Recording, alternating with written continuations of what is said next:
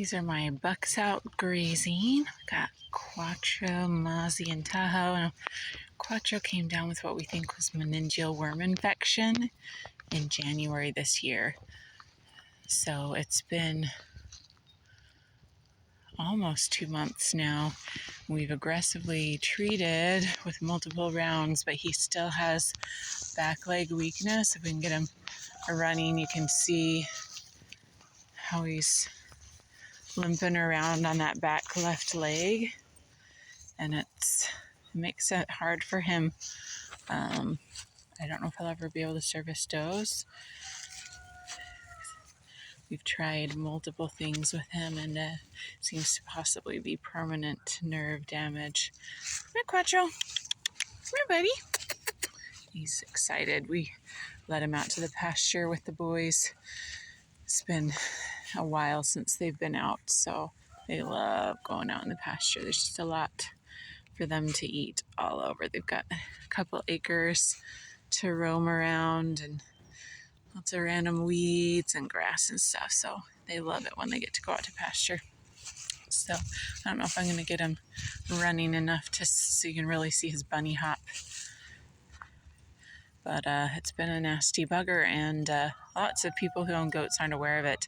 Meningeal worms can't be picked up in a fecal because they spread through the body into the spinal cord. They don't spread in the gut. They're picked up because deer carry them, and then the deer poop, and then slugs pick up the worms, and then the goats accidentally ingest the slugs, sometimes in low, wet areas.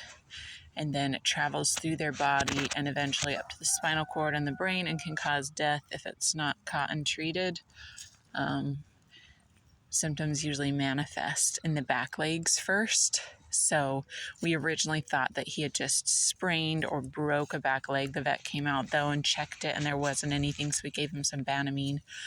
But later, his other joints, front joints, started getting stiffness, and we knew he was dealing with something else, and he had a fever.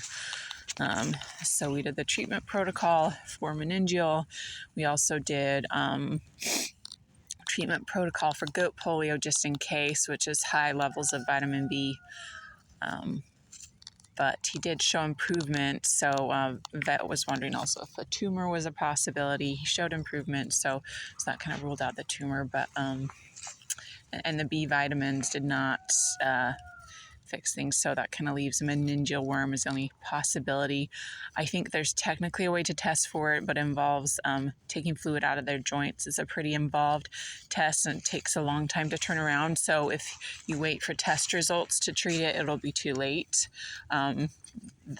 The amount of time it takes to get a test on the joints, I imagine it's expensive. I haven't looked into it. We just went ahead and treated aggressively because he was showing the symptoms.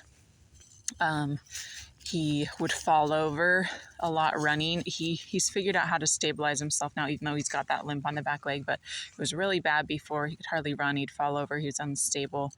So I'm grateful that he's able to get around now, but unfortunately, he seems to have that permanent damage in his back left leg. I mean, he's not looking too bad on this video, but if you get him running, you'll definitely see him bunny hopping around.